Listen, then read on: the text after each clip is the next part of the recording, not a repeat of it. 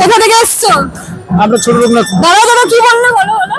চিনি, আপনাকে দেখেছি, ওটাই দেখলাম। হ্যাঁ, আমার ভিডিও দেখো? হ্যাঁ ভালো লাগে? হ্যাঁ, খুব ভালো লাগে। আচ্ছা, কোথা থেকে এসছো? আমরা ছোট তুলসীপুর লাইন থেকে এখন 4 কিলোমিটার ভিতরে। আচ্ছা, আজকে কি তোমরা উপোস করে আছো? হ্যাঁ। পুজোর এখানে ভক্ত আর কি? হ্যাঁ, ভক্ত আজকে তো একটু পরিতকলা হবে, হ্যাঁ। এটাই। কি করছো একটু শুনি, তোমাদের নিয়মটা কি?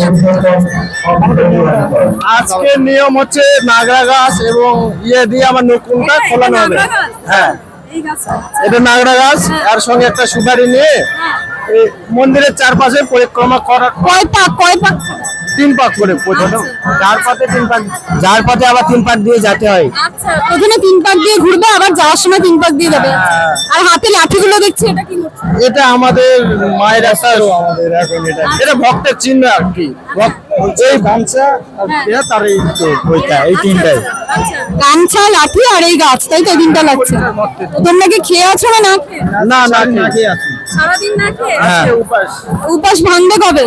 এই পরিতকলা হয়ে গেলে তারপরে। ও আচ্ছা, তোমরা সন্ন্যাসী? আচ্ছা, মানে পৈতা নিয়েছো। তোমাদের তো এর আগে বলেছিলাম এখানে পৈতা নেয় অনেকজন, পুরো ভক্তের মানে ভিড় হয়ে যায়, তাদের মধ্যে এই যে এই ভাইরাও পৈতা নিয়েছে। তো ঠিক আছে, ভালো লাগলো তোমাদের সঙ্গে কথা বলে। মাকে দর্শন করে হ্যাঁ, মাকে দর্শন করেছি, খুব ভালো লাগলো। তোমাদের সাথে আলাপ করেও ভালো লাগলো। আমাদের হ্যাঁ দিদি, এবার কোথাও আমরা দেখি তো। ভালো লাগে? হ্যাঁ, ভালো লাগে। এবার প্রথম তো আসা না, আচ্ছা আমরা প্রত্যেকটা ব্লগ দেখছি রেগুলার। হ্যাঁ, দেখি আমরা। অনেক অনেক ধন্যবাদ, এত ভালোবাসা তোমাদের পাচ্ছি।